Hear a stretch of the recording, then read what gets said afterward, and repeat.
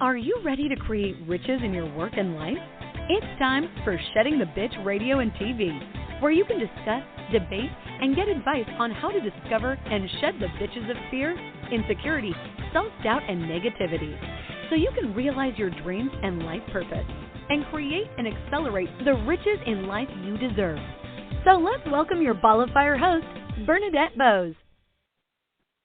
Welcome, everyone. How are you? And welcome to Shedding the Bitch Radio. Yes, I'm Bernadette Bose, and today is our Ask Me Anything episode, which is a lot of fun. Basically, the first Tuesday of every month.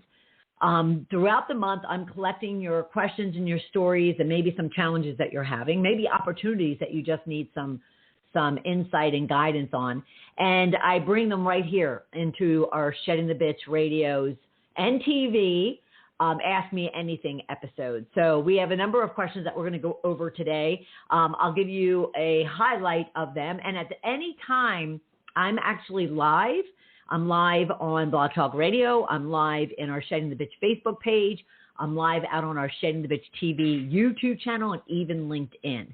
So at any point in time, if you have a question, feel free to post it. You can even call me directly at 1-818-572-2910 should you want to talk to me directly. And we'll make it all work, all right? But the questions we're going to talk about today, in no particular order, is someone wants to know, actually Jackie wants to know about a website that she is contemplating either replacing her website or modifying the one that she has, and she's not really sure what she needs to be looking for in a website developer. So we're going to talk about that. We're also going to talk about a situation that hopefully not many coaches and consultants deal with out there, but Barbara has a client who she's been working with for about 3 months, I believe she said, and the client is asking for a refund. And we're going to get into that. I have some of the details from Barbara, but we'll get into some of the more details around that and some tips and some suggestions. And then Paula wants to know how to overcome stage fright, but more so in even the smallest of settings. So if you can relate to any of these questions, plus if you have a question of your own, then definitely be sure to reach out and let me see what I can do to help you with that, okay? And I'll be going back and forth between the channels. Excuse me, I have lost my paperwork. And I'll go back and forth to make sure that I'm paying attention and I see any of the comments or the needs that you might be having within your own business or life, okay? All right, so first, before we get started in regards to your questions, let me just do a few thank yous if I could. I need to thank our new and ongoing viewers and listeners. It's the ongoing that we've had for a good number of years who are sharing and tweeting and commenting and reviewing and rating and subscribing to our podcast on any one of your streaming services, including right here on Blog Talk Radio, or you're subscribing to our Shedding the Bitch TV channel on YouTube, but you also might be a member of our Facebook Shedding the Bitch page or Twitter page. So wherever you might be getting your audio broadcast, your podcast, or your TV episode, I appreciate you leaving comments and ratings and reviews, so forth and so on. At the same time, you are leaving suggestions on topics and on the experts that we bring into the program on a weekly basis. So continue doing that. But thank you so much, because we are looking to continue to grow our fellowship. And with your support and with your help, we are doing that, and I couldn't be more honored. I also need to thank a couple of our sponsors. I need to thank NG Tax Solutions, who is a full-service financial and tax services company, and they serve small to corporate-sized clients all over the country in whatever needs that you have. They also serve individuals for their tax and finance needs as well. So Debbie Snelling and her team are just fabulous, and they've been a long-time sponsor of everything we do here in the Shedding the Bitch community. So please go to ngtaxsolutions.com to learn more about that and tell her I said hi. And then a newest in the last couple of weeks is a local here in Atlanta, Georgia, but at the same time, you need to know about him and his team. It is Up Top Roofing Company of Atlanta, and they are just absolutely fabulous. And he's been a follower and a listener to the Shedding the Bitch community for the past, I would say, 5 or 6 years, and came to me and said, I want to support you. I want to sponsor you. And so I couldn't be more proud to have Up Top Roofing of Atlanta joining as a sponsor. You can reach out to Jay and his team at up-top roofing of ATL at yahoo.com. All right. Okay, let's get into your questions, shall we? I'm going to take a look around just to make sure we don't have any others happening on any of the other networks. And I don't have Deborah with me today, so bear with me as I make sure that we have all of our bases covered. But we're going to first get into this question in regards to stage fright. So, how many of you might deal with it yourself? And it doesn't even necessarily mean stage fright and the anxiety that comes along with it isn't necessarily just linked to a big stage or you doing public speaking.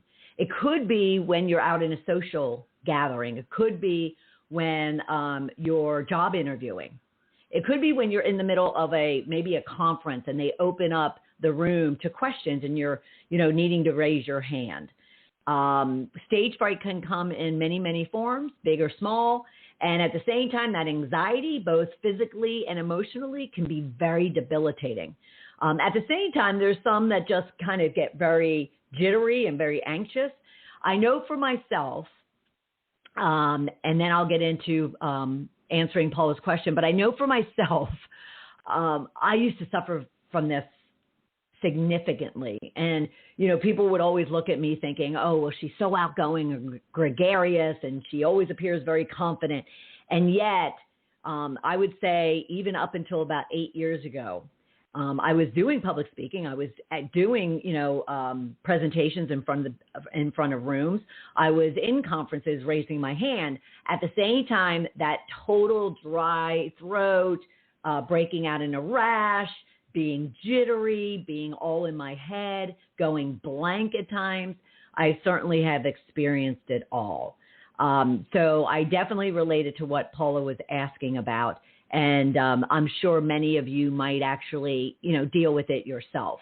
And so if I can provide you any type of insights and tips, then I'm really happy to do that. Now, keep in mind, too, if you have stage fright in any form, you're not alone. It used to be, people would say, oh, it's like 99% of people will say that stage fright is their number one fear. It actually, over the years, has kind of pivoted and adjusted. And the latest is around 73% find any type of public speaking or any type of presentation, skill is frightening. It leads to anxiety, 73%.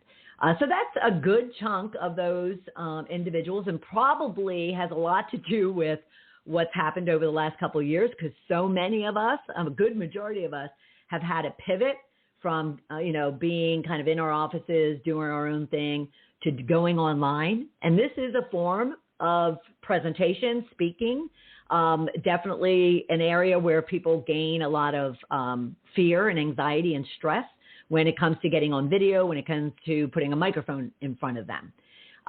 So, I'm glad to see, though, that so many have taken on this form of education and entertainment, to where the numbers have come, down greatly to just 73%.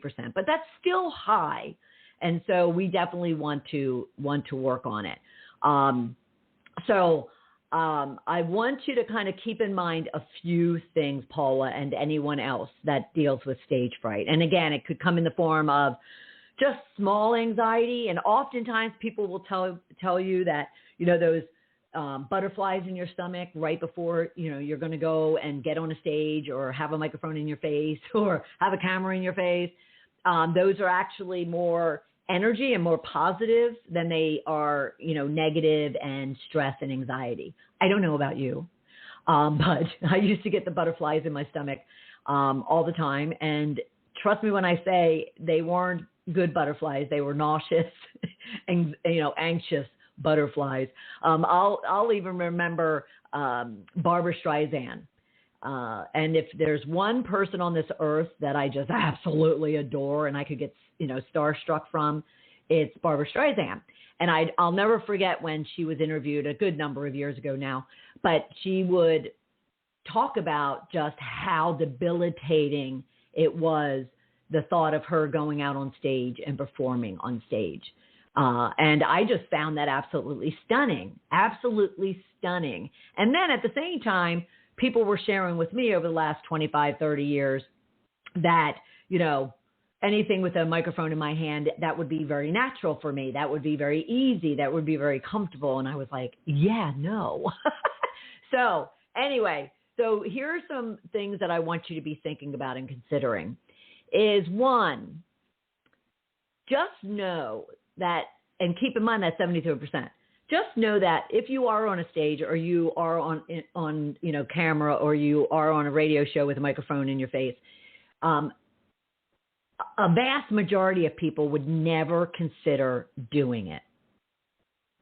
And so you're in kind of a small percent that is open and courageous and willing even to push through their anxiety and their stage fright to do what you need to do because it's important and you're making a difference. So just kind of hold on to that. It would be my first tip, is just to hold on to that idea that you're doing something that many people will not do. And at the same time, the second thing I would want you to be thinking about is, as others are observing or listening, they're sitting there going and saying to themselves, I would never do that. And they're kind of applauding your courage. They're applauding your, guts to get up there and do what you're doing. So, kind of take both of those perceptions, your own perception that you're in a small percent, and then the persons who are listening or watching you, they're not seeing if you're anxious. They're not looking for whether or not you have beads of sweat running down your face or that you're dry and you're, kind of having a hard time, getting the words out. They're not looking for rashes on your chest. That's all your head game, because they're looking for you. It's because you took that courage and that gut. They're just looking for you to give them whatever it is that they, showed up to hear or to see or to learn or whatever the case might be. So just be comfortable in the idea that you're one in a million, one in a few, and that people are kind of looking to you or listening toward you in order to learn or grow or make a change, whatever the case might be.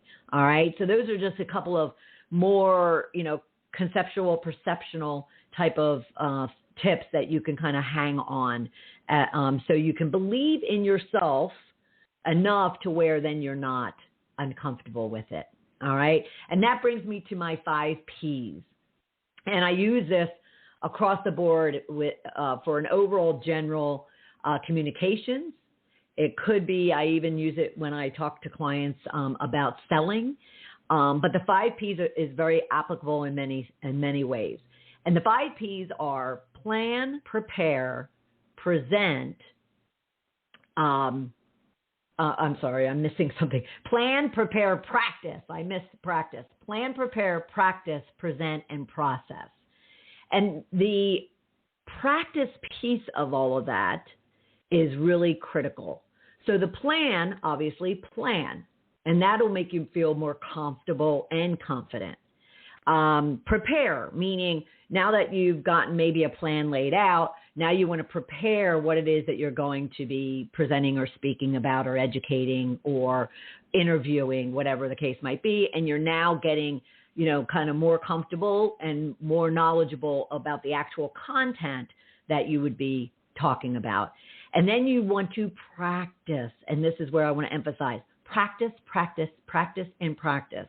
Because the more times that you get in front of a microphone, whether that's on a stage, behind a computer, in a classroom, the more comfortable you're going to get.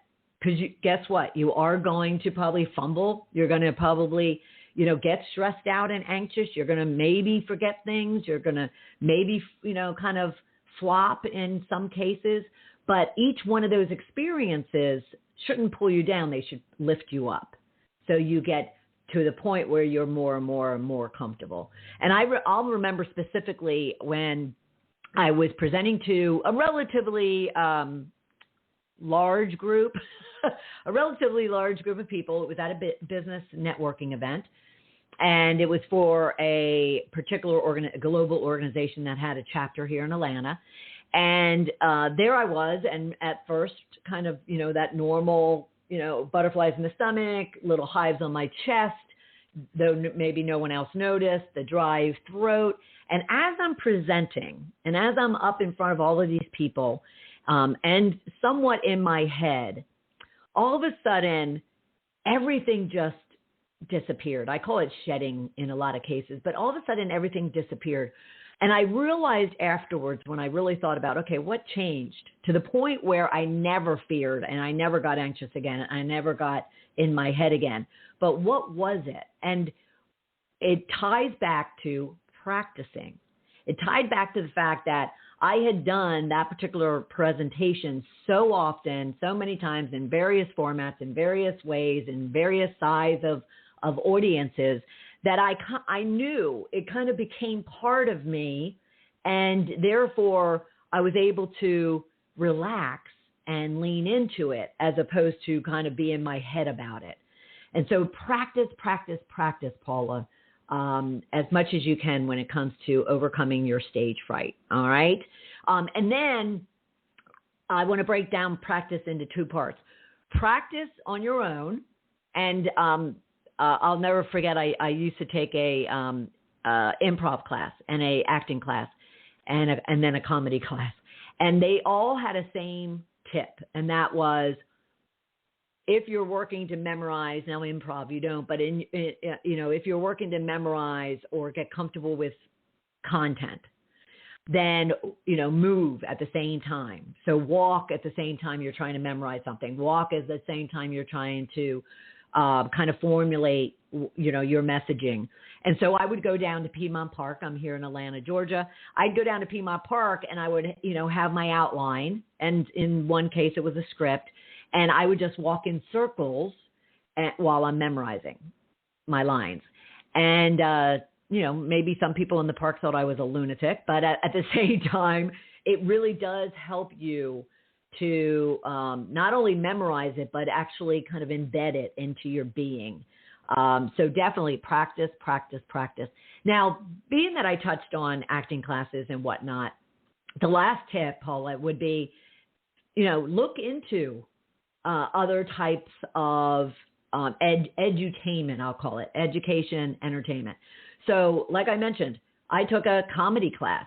It involved writing and then, performing. I have taken improv classes. I've taken acting, like formal, like a play type of acting classes. I've been part of Toastmasters. I've been part of the National Speakers Association, or NSA, where they also have programs that kind of walk you through creating your presentation all the way to practicing it and then getting on a stage and presenting it. So there's a lot of different forms for you to be able to get over stage fright. All right. I hope that answered your question. If anybody else has any questions in regards to that, you can leave comments. You can on any one of the platforms that we're broadcasting, as well as you can reach out to me on Facebook, LinkedIn, or you can just email me at BernadetteBose@ballofireinc.com. Okay? All right. So our next question would be from Barbara in regards to a coaching client. And so let me make one little switch up here and make sure I have what I need for her. So the situation was, she has a 6-month program. It is a combination of one-on-one, but primarily like you get like one-on-one, and then the rest of it is group coaching large group coaching. And so she had been working with this client for about 3 months in this group, and then with the one-on-one. The one-on-one might have been one a month. And then all of a sudden, 3 months into the 6th, she got a call from one of her clients in that group asking for a refund. And it caught her very much off guard.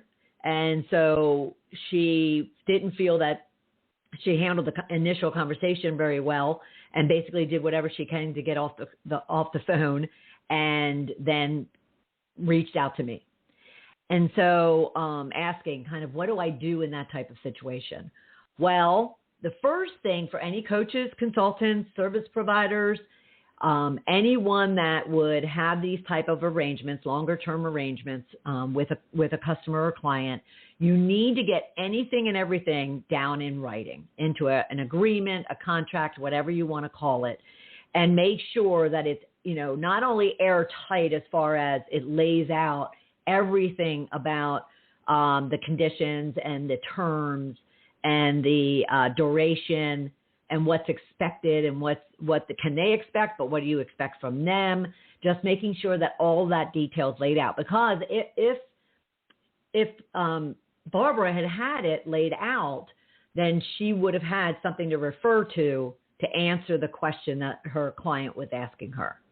However, she has a coaching agreement. It doesn't speak to refunds. Because she just automatically assumed that her programs would be non-refundable, which is perfectly fine. However, you want to get that language and that verbiage in writing, and that's part of your onboarding or even your closing of that customer, and they're reading it and agreeing to it, and therefore signing it, and then therefore they're bound by that agreement. So the first thing, just looking at things business-wise and logically, it all comes down to detail. It all comes down to terms and agreements, and what did you have in place in order for this person to understand what their rights are and what they could be expecting should they decide to, kind of terminate an agreement prior to it ending. Now, the next level of that, though, gets into more the person and the actual coaching itself, the actual partnership outside the kind of legal jargon, business contract aspects. Because the first thing I asked was, although she hung up the phone very quickly, there had to have some degree of conversation, as opposed to her just hanging up the phone, which she didn't do. And I would propose no one do that. This is a time where if something is thrown at you that quickly, suddenly, unexpectedly, this is when you definitely need to just ground yourself from a mindset perspective and breathing perspective. So mentally, emotionally, physically, and spiritually, just get yourself grounded and have a conversation. Like, make it a conversation. Don't get defensive. You don't want to get emotional about it.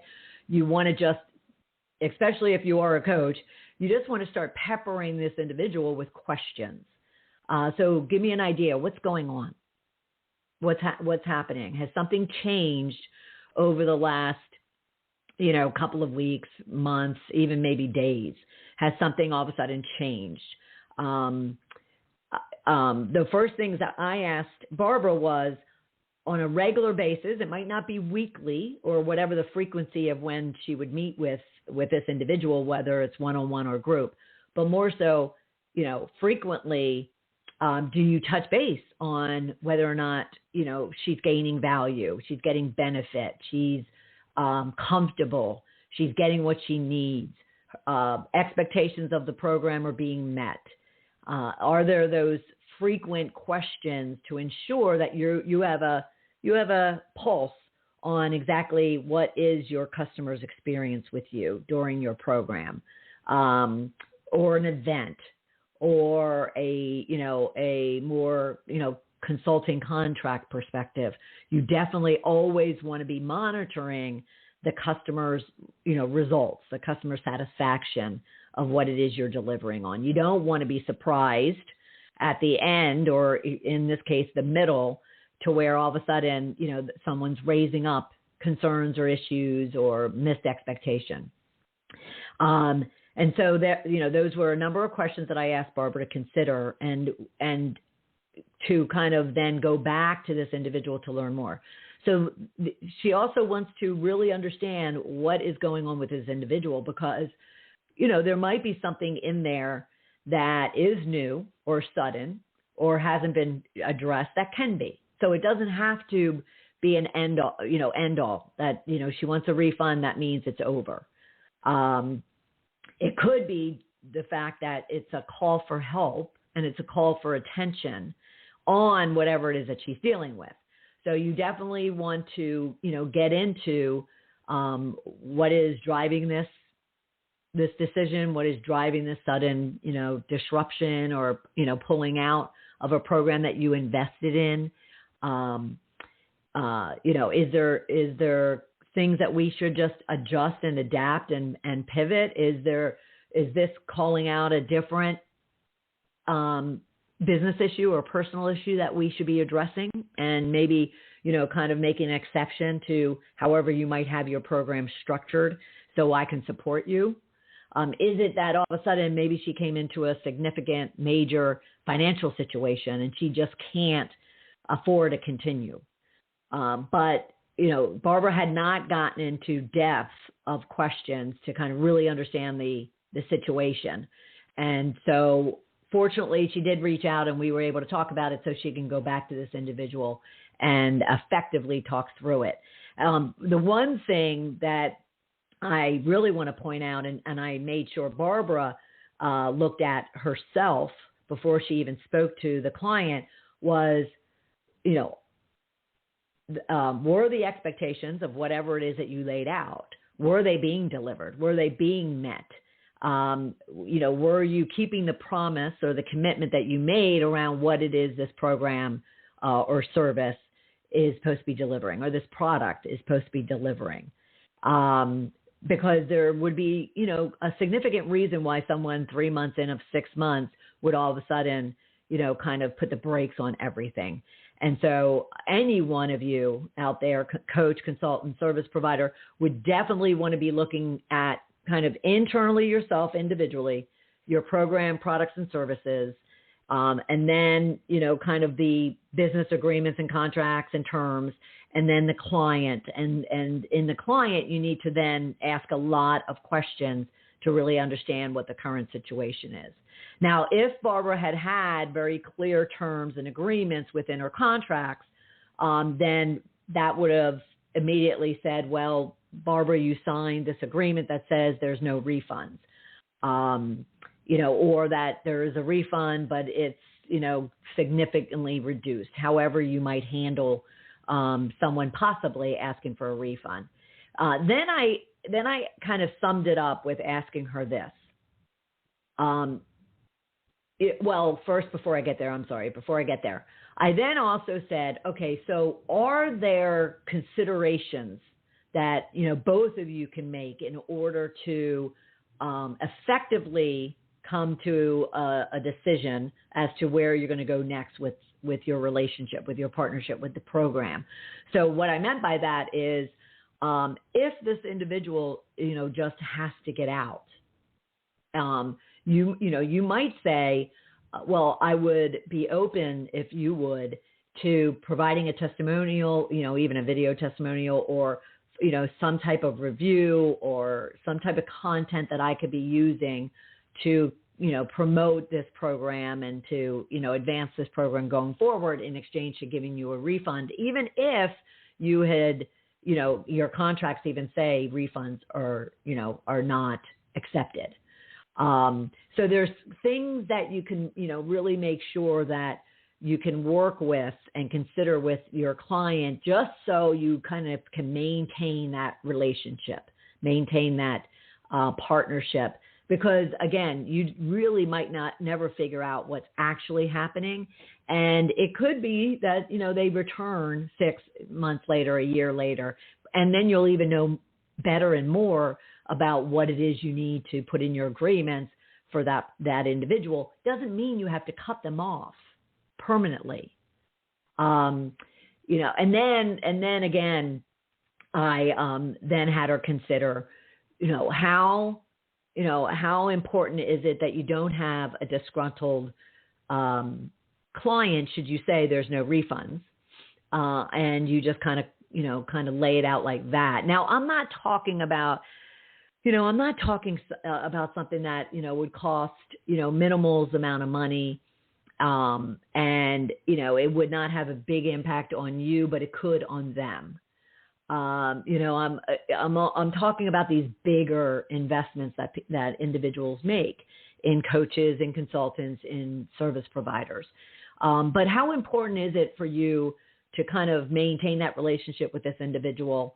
That might drive to what you decide as far as, do I, provide some form of a refund or some form of something in consideration of her request, or do I just leave it as, hopefully what your agreement states.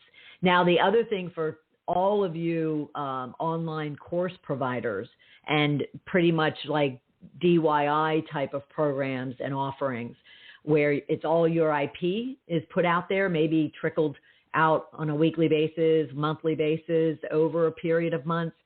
What you also want to look at when it comes to refunds and a situation like Barbara has is the fact that if they have any of your IP, meaning that like the next 3 months of IP, they already bought the first 3 months. Let's look at it that way. They already bought the first 3 months of IP, but if there's, available to them all 6 months of your IP, and now they're asking for a refund, that I would get a little bit stricter on, because there's a cost to your IP. Now you might say, well, they can't do anything with it, on their own. Again, it's your IP, and there's a lot of things people can do with someone's, intellectual property.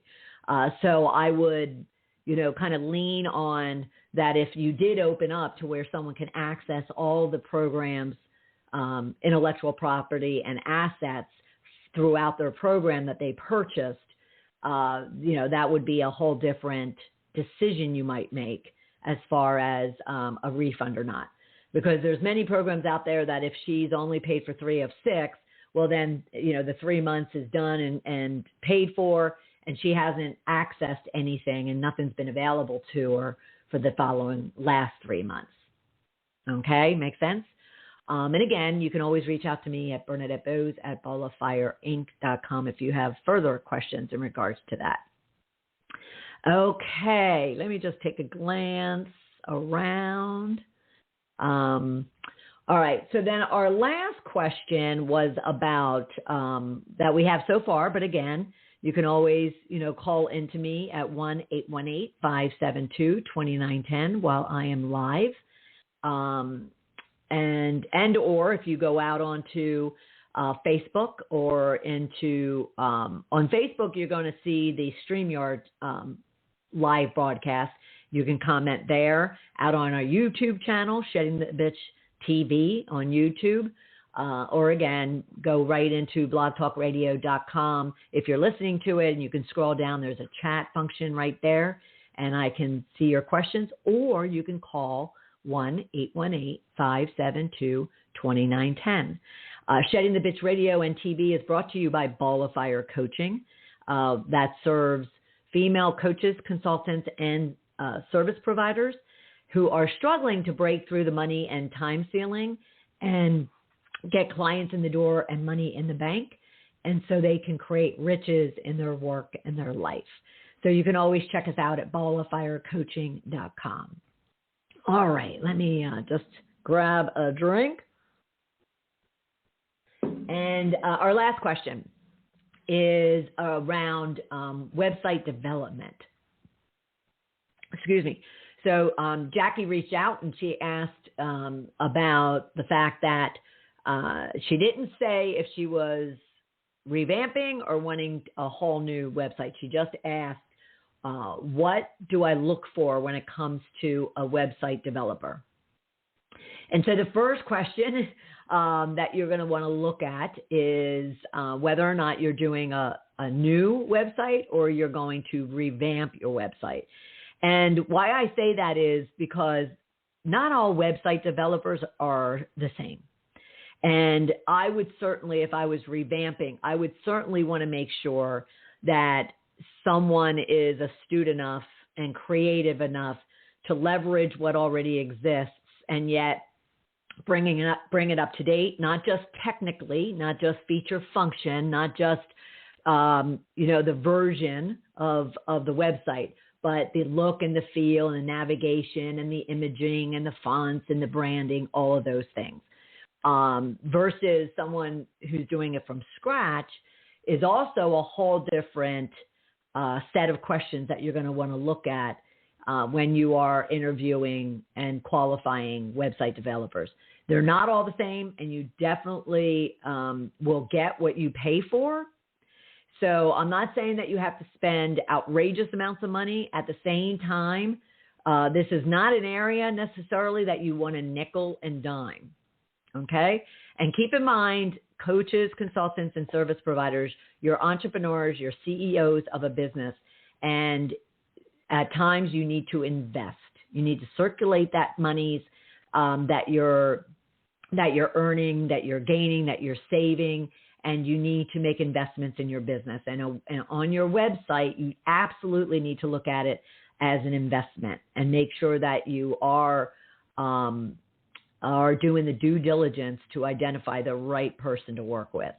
So let's talk about revamping first and why I think that's kind of different. Because again, it's not that it's different, but you might find someone who is, really good, even master, at taking someone's website, and because maybe these are cost-conscious individuals, businesses, and they just want someone to revamp what they have.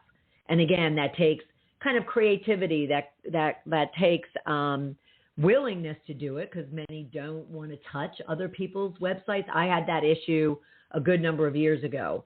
Is I reached out to a number of website developers, and they didn't want to be responsible in touching my website and possibly breaking things that were there. Now, my situation, and this was with sheddingthebitch.com, my situation was the developer had hard-coded a lot of my WordPress site. Therefore, I couldn't even make changes. They wanted to kind of control and manage it. That would be a really good question to ask. It's certainly a lesson I learned, is you definitely want to ask, are you going to have full control and, capability and management of your site, or does it need to be managed by a third party? What percentage do you want it to be managed by somebody else or yourself?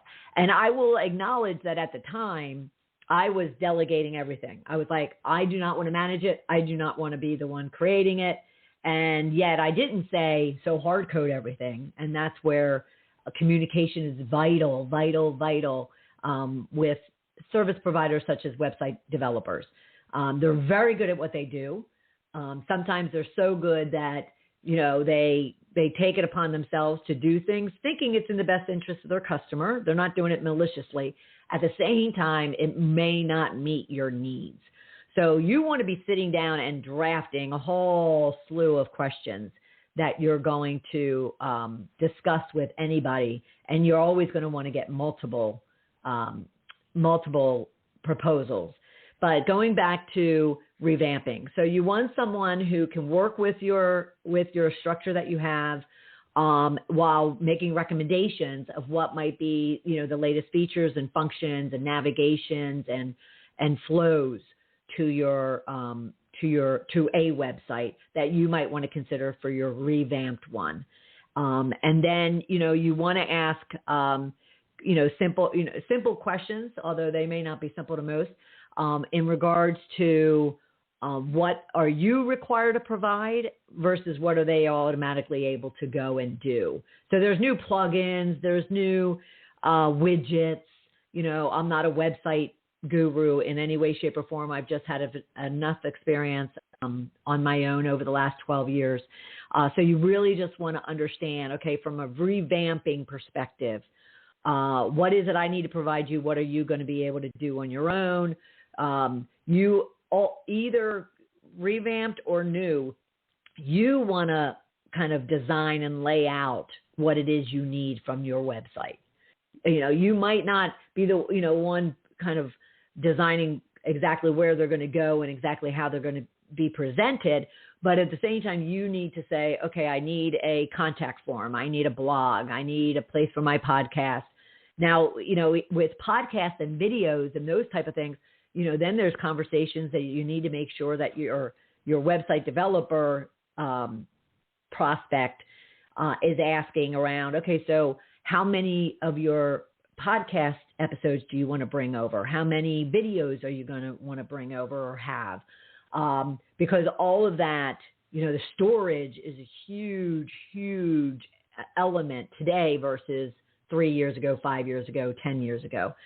So you just want to really kind of lead what it is that you need from your website individual, and then ask them, all the questions in regards to it. How can you make it look and feel and touch and do, all of these things that I need? How long is it going to take? How much does the storage or the movement or the actual extraction of content, how does that impact the scope of the project, even the price of the project? So that's kind of revamping. When it comes to you doing a new one, the first thing I told Jackie was, when I gave her both ideas, is I said, well, first go and research 10, 15 like websites, meaning if you are a coach, say you're a money coach, say you're not only a coach, but you have a book, you have a podcast, you do evergreen online course products versus live products, meaning live launches or live coaching, so forth and so on. So, you want to look at a good 10, 12, 15 other sites and really pull down. You should have a journal that's just about your website design. And you should make notes of what you like, what you don't like, kind of what was that website or multiple website domains that I can use as examples and provide this website developer, pretty much for 100% of what it is you want this website to look like. But then you're hoping that, you get on a call with a potential and they're drilling you for all types of questions. How big, how small, how wide, how many images, how many, posts, are you going to have a blog, or you're just going to have, a podcast page? Is this just a podcast website, or is this a full blown, your entire business type of websites? Because people are breaking them apart nowadays. And then you want to ask them questions like the flexibility of the website, the capability of you managing it versus someone else, the length of time it's going to take for this person to develop it. What do they need from you? What do you need from them? Just kind of really just drill into it, just like you would any other type of service provider that might do work for you, maybe at your house, maybe on your person, or for your kids.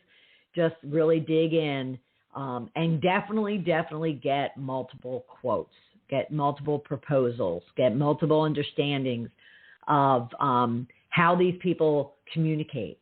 A lot of these service providers, they're global. And so, like right now, I just started working with someone who's in the Philippines. And I was woken up at 5 a.m. because it's 12 hours in advance. So it's 5 p.m. for them. That's not their fault. I just didn't even consider. So then we kind of just talked through, all right, so what are the working hours for both of us? Or if she's going to work off hours from me, then that's fine.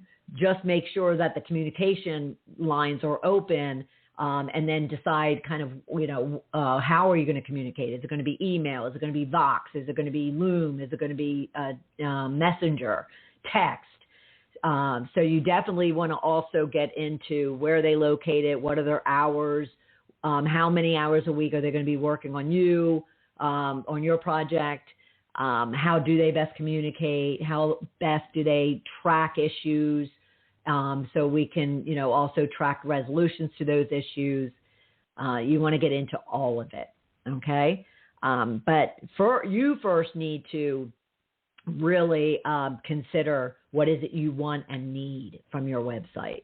Now, the last point I'll make is the number one thing you could do is, when it comes to finding these individuals, is you could put out a bulletin out onto Facebook, onto Twitter, onto Nextdoor.com, onto LinkedIn, and ask, and also state in these posts that you're not expecting to hear from any website developers or whatever other service provider, but you're not looking for solicitations. You're looking for firsthand references and recommendations to individuals for you to then be able to trust the persons and the referrals that you're getting, versus having to open up Google and just trying to find it on your own, because that could be challenging as well. And there's just too many resources and too many forums and communities and post boards where you can actually find recommendations from other people, so it can cut down a good amount of both your time and your due diligence. The due diligence still needs to be there, don't get me wrong. But at the same time, you can trust if several people recommend the same person. And then you can look for that person on LinkedIn, on Fiverr, on Upwork, on Facebook, and see where they're getting projects. So you can also look at reviews and ratings and that type of thing. Okay. All right. Let me take a glance around and see if there's any other types of comments or feedback. And let me see. And just know that at any point in time, if you do have a question, as I said, Ask Me Anything is the first Tuesday of every month. And basically, if you go out onto Facebook or Twitter, or even send me a direct email at BernadetteBose@ballofireinc.com. Majority of my questions come through LinkedIn, a direct message through LinkedIn. So at any point in time, you send me a question or a story or a challenge, I'm going to respond to you immediately.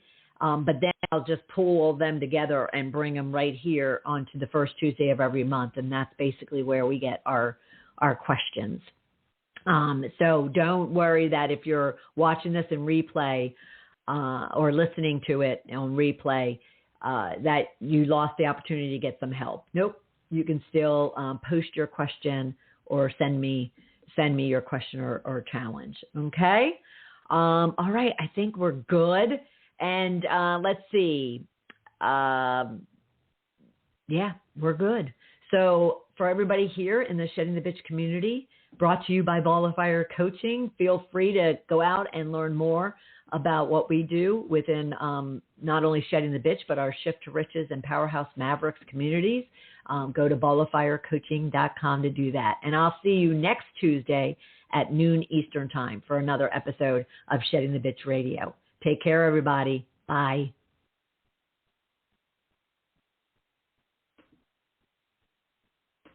Thank you for taking part in Shedding the Bitch Radio and TV with Bernadette Bose. We would love to know what your biggest takeaway was. Go to Shedding the Bitch on Facebook or YouTube and leave a comment. You can also subscribe to the show on Apple Podcasts and YouTube so you don't miss a single episode of the show. And with your input, we can help other powerhouse women just like you find the show and decide if it's right for them. Learn more about Bernadette at balloffirecoaching.com. See you next week.